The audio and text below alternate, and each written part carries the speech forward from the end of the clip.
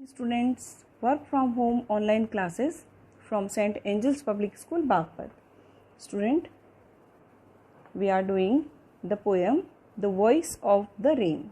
In the first stanza we read that rain answered, the soft falling shower answered the poet, and he translated it in the form of this poem. Now, I descend to live the drought, atomies, dust layers of the globe. Who is I here? I here, rain. Rain said, I descend. Descend means to come down. He means मैं नीचे आती हूँ. To live. To live means wash. धोने के लिए. The droughts. Droughts means जितना भी सूखा एरिया है, ठीक है, उसको धोने के लिए. एटमीज, जितने भी एटम्स, छोटे छोटे कण जो है मिट्टी के, उनको डस्ट लेयर, मिट्टी की जितनी भी परतें हैं हमारे ग्लोब पर जम जाती हैं, उनको वॉश करने के लिए मैं आती हूँ. And all that in them without me were seed only, latent unborn. Then rain said that कि and all that in them without me, कि उसमें उनमें मिट्टी में पड़े हुए सारे सीड मीन्स बीज, जो भी बीज हैं, लेटेंट मीन्स हिडन, मीन्स मिट्टी में जितने भी हिडन और सीड हैं वो सब अनबॉर्न रह जाएंगे. अनबॉर्न मीन्स जर्मिनेटेड, मतलब जर्मिनेट ही नहीं होंगे वो अगर मैं नहीं आती हूँ. बारिश आती है तभी तो अच्छी फसल होती है, क्योंकि उसको प्रॉपर पानी भी चाहिए होता है. तो रेन सेड कि अगर मैं ना आऊँ तो वो कैसे रहेंगे, वो उस मिट्टी में दबे हुए खाली छुपे हुए बीज ही बनकर रह जाएंगे.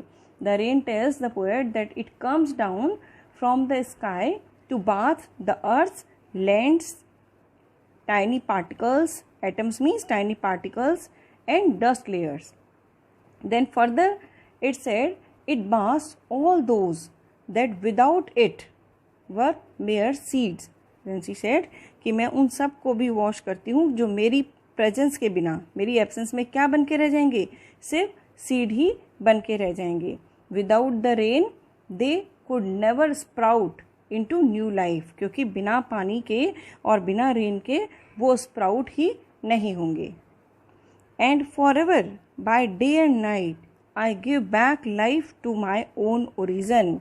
एंड रेन सेड कि फॉर एवर, हमेशा से ही, रात दिन, I give back means rain gives back life to its own origin, कि मैं अपने ही ओरिजन को, मतलब जहाँ से, जो मेरा उद्गम स्थल है, जहाँ से मैं शुरू होती हूँ, जहाँ से मेरा जन्म हुआ है, मैं उसी अपनी ओरिजन को वापस जीवन प्रदान करती आई हूँ.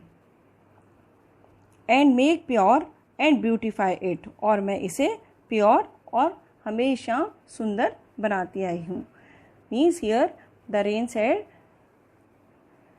Says that it keeps giving back life for ever to the earth from which it is born. It keeps making the earth pure and beautiful. Now, mark the difficult word first of all. Here, live is wash, latent, hidden,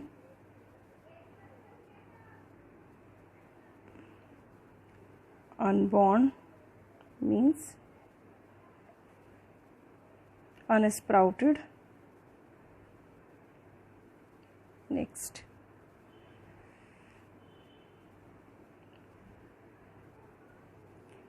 student, look, last two lines are given in the bracket because these two lines are given to compare a song with the rain. What happened? The poet here compares rain to a singbird. A singbird leaves its nest, which is its birthplace. Means जो सिंग bird होती है, जो गाने वाला पक्षी होता है, वो अपना नेस्ट, अपना घोंसला छोड़ता है, which is it's birth place, जो कि उसका क्या होता है, बर्थ प्लेस होता है. It goes about singing to attract its mates. और आसमान में गाता हुआ ये अपने और साथियों को अट्रैक्ट करने के लिए गाता हुआ निकल जाता है. Then after wandering and fulfillment of its love, it comes back to its nest. और वापस उसी आप सब जगह घूमने के बाद, एक अफेक्शन को, एक लव को फील करने के बाद जब वो वापस अपने घोंसले में आता है, it does not matter whether anyone has paid attention to its song और नॉट. उसको इस बात से कोई फ़र्क नहीं पड़ता है कि उसके सॉन्ग को किसी ने सुना या नहीं सुना. It comes back satisfied to its nest. बस वो खुद अपने आप में सेटिस्फाई होकर अपने घोंसले पर लौट जाता है. Similarly the rain comes back to its birth place satisfied and happy. इसी तरीके से रेन जो कि इसी अर्थ से, यहाँ इस अर्थ की ही वाटर बॉडीज से निकलती है और आसमान में जाकर अपना जो रूप है वो चेंज करती है, इन क्लाउड की फॉर्म में वो चेंज हो जाती है और वापस सेटिस्फाइड होके वाटर की फॉर्म में इसी धरती पर आ जाती है. So the last 2 lines were given in bracket for song issuing from its birth place after fulfilment, wandering, ragged और unragged, duly with love returns. Means here writer said कि इसी तरीके से एक सॉन्ग है. These line again I am explaining you that these line can be explained in a different way. तो कुछ अलग भी वे है हम इसका, जैसे सॉन्ग बर्ड से भी हम इसका कंपैरिजन करते हैं. The poet compares the rain to a song. Directly हम इसको सॉन्ग से भी कंपेयर कर सकते हैं. A song rise from the heart of a poet. मतलब एक सॉन्ग जो है कैसे बनता है, कैसे बनता है, एक कवि के दिल से, है ना. एक कवि के दिल से निकले हुए जो इमोशंस होते हैं, जब वो एक पोएम की फॉर्म में उसको सामने लाता है और जब वो गाए जाते हैं तब एक सॉन्ग हमारे सामने बन के आता है. The poet sings his songs and showers is strain on the earth. Poet उस गाने को गाता है और इसके इमोशंस को इस पूरी धरती पर स्प्रेड करता है. It does not matter to him whether anybody hears his song और नॉट. उसको इस बात से कोई मतलब नहीं होता है कि उसके गाने को हर किसी ने सुना या उसको पसंद किया या नहीं किया, है ना. द सॉन्ग लाइक और डिसलाइक, रेग्ड और अनरेग्ड. रेग्ड मीन्स लाइक, लाइक्ड, और अनरेग्ड मीन्स डिसलाइक्ड. मतलब लोगों ने उसे पसंद किया या नहीं किया, इससे भी उसको कोई फ़र्क नहीं पड़ता है. But the song keeps rising again and again, keeps the poets heart pure and happy. लेकिन वो बार बार नए नए सॉन्ग लिखता रहता है और वो चीज़ उसके इमोशंस को प्योर, बहुत ही प्योर और उसे खुश बनाकर, उसे हैप्पी बनाकर रखती है. इसी तरीके से यहाँ पर सॉन्ग से भी हम पोएम रेन का कंपैरिजन पोएट ने यहाँ पे किया है. हम इसके अलग अलग एक्सप्लेनेशंस देखते हैं.